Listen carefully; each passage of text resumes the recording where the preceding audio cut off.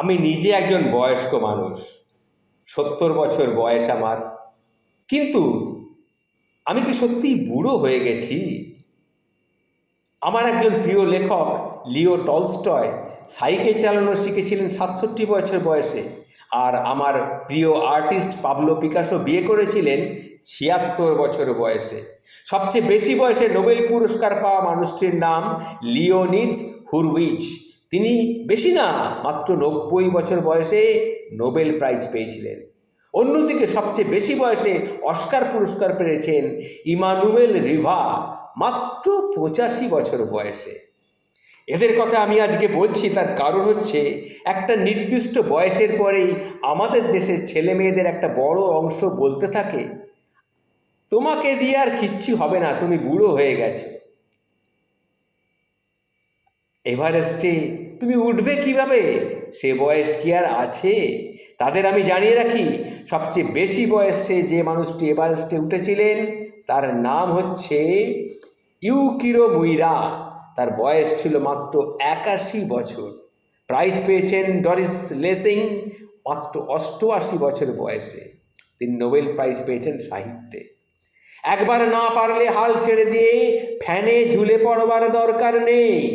ফ্যানে ঝুলে পড়বার আগে তোমার আফসোস করা উচিত, কি কি করনি, কোথায় কোথায় যাওনি, এ কথাটা ভেবে নিও। তুমি কি স্নোফল দেখেছো? আইফেল টাওয়ার দেখেছো? সমুদ্রের সামনে দাঁড়িয়ে কখনো সমুদ্র দেখেছো?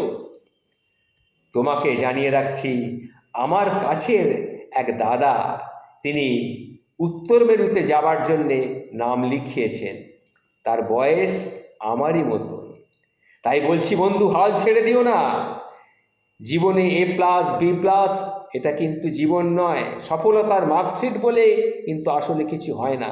যদি থাকতো তাহলে drop out student Bill Gates বিশ্বের সবচেয়ে ধনী ব্যক্তি হতেন না। মার্ক জুকারবার্গ বিশ্ববিদ্যালয় থেকে ইস্তফা দেওয়ার 10 বছর পর অনারারি ডক্টরেট পেতেন না, অথবা মৃত্যুর পর ভ্যান গগ পৃথিবীর সবচেয়ে এক্সপেন্সিভ শিল্পীও হতেন না। বেঁচে থাকার দিনগুলির থেকেই জীবনের পরিশ্রম করার দিনগুলিতে, জীবনে বারবার হেরে যাওয়ার দিনগুলিতে অনেক বেশি আনন্দ। কত দিন গেছে একটা অঙ্ক না মেলাতে পেরে 20 পাতা 25 পাতা ছিঁড়ে ফেলে দিয়েছি, কুচি কুচি করে ফেলে দিয়েছি। মনে রেখো, জীবনটা কিন্তু রেস নয়, জীবনটা একটা জার্নি, একটা ভ্রমণ। জীবনের সবচেয়ে আনন্দ থাকে জীবনের হালটাকে ছেড়ে না দেওয়ার মধ্যে। আর যাই হোক, জীবনের শেষ দিন পর্যন্ত লেগে থাকাটাই কিন্তু একটা মজা, এবং এই মজাটা কিন্তু তুমি তোমার জীবন শেষ হয়ে গেলে আর কিন্তু পাবে না।